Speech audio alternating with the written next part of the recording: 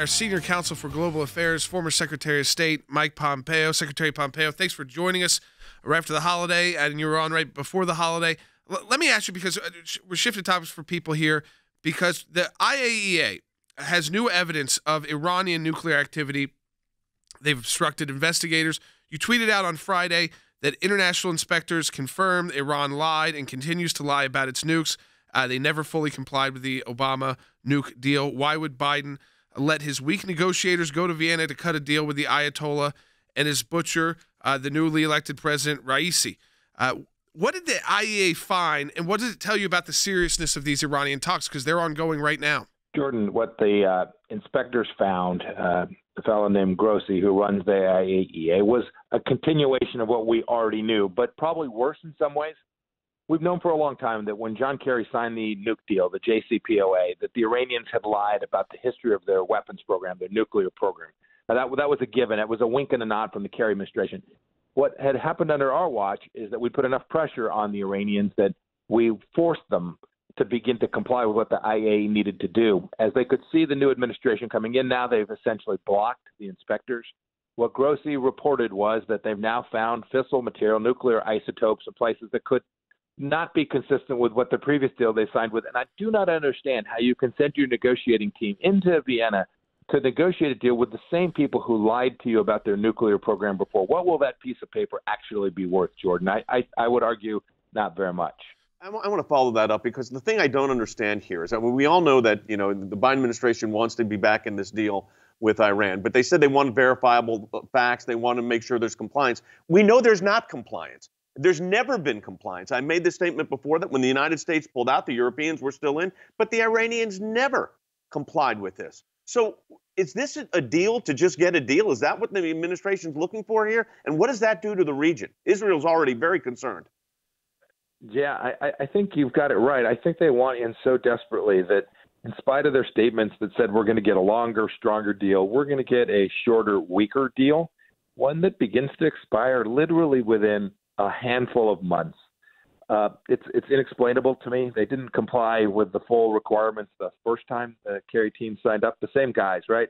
Malley, Ben Rhodes, the whole gang didn't comply the first time with what they had promised. There's no reason to think they will this time. And what you'll see is the other countries in the region, the Arab states, the Emiratis, the Saudis, the Kuwaitis, the Egyptians, all of these countries watching closely. And as Iran begins to develop its capability, a full-on weapons program, not just a weapon, but a weapons program, they too will feel the need to proliferate, to have the capacity to protect themselves from this theocratic, horrible regime. I mean, to me, what is there any deliverable here, Secretary Pompeo? I mean, it's kind of follow-up, but they go into these meetings, they put all this time, all this staff attention on it, but what's the deliverable for the U.S.? And we see all these Iranian demands, and all we know from the past is this puts them on a path towards a nuclear weapon, which they've been on now since they initially had the JCPOA. Jordan, not only is there not a clear deliverable, there's no clear alternative. They haven't told the Iranians, well, this is what we'll do in the event that you don't sign it. At first, they came out and said, look, sanctions don't work, so we're not going to put sanctions in place. We're going to let them proliferate. We're going to allow them to build out their missile program and their terror capability around the world.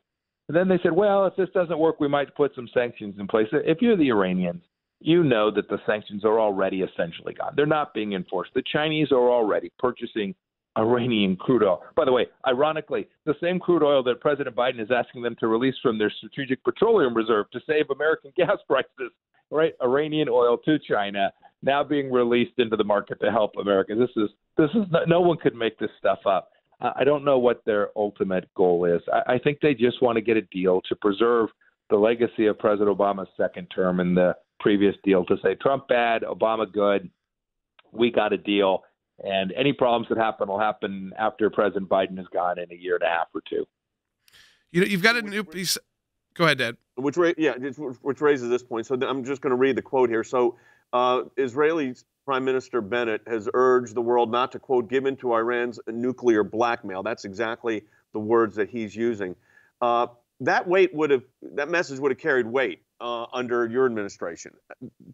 Does it mean a thing to these negotiators or to President Biden, what Israel's saying? In fact, The facts suggest that what our administration is doing is putting pressure on the Israelis to come out and support this crappy deal. They're telling former Israeli leaders, hey, send out op-eds, send out statements, put pressure on Bennett, the Prime Minister Naftali Bennett of Israel, put pressure on Prime Minister Bennett not to make a big deal out of this. In fact, just the opposite of what we would do. We would have acknowledged Israel's right to defend itself, indeed its duty. We would have supported them. Instead, this administration is telling them, be quiet, be in your own place. Don't bother. We've got bigger, grander Middle East strategic objectives that we're trying to achieve, and essentially pressuring Israeli leadership to at least not squawk when this really, really weak deal gets struck. You know, I want to switch gears just for a moment here to China, because you've got a new piece up that went out over on last week after the holiday at ACLJ.org, so people can see it right on the homepage from Secretary Pompeo. It says, once again, Biden fails to stand up to China. The weakness, again, that we saw, just to remind people, that summit that occurred between President Biden and President Xi was virtual, but it was their first I guess, face-to-face since President Biden took office. And it just, again, it was another one of those things that you kind of walk away from with your hands up saying, what was that for?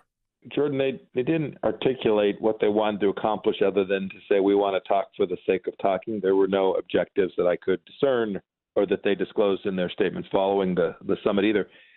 The administration wants to talk about, well, we welcome competition with China. I must say, Xi Jinping, the leader of the Chinese Communist Party, welcomes President Biden saying that he welcomes competition. I promise you that. He's a statement that says America competes with China as a chance for the Chinese to continue to walk all over us, to steal our intellectual property, to infiltrate our local systems politically here at home, to deny us the ability to understand what's going on with this virus that, according to the administration, is still running rampant around the world. This is a China that has chosen confrontation. The United States needs to do what the Trump administration did, to wake up to this confrontation and to push back on China in every one of these, whether it's cyber or military or commercial, to stand up and defend and secure American freedom from the Chinese Communist Party onslaught. Secretary Pompeo, thanks for joining us today on the broadcast. Our senior counsel for global affairs at the ACLJ. That new piece, again, is up right on the homepage at aclj.org.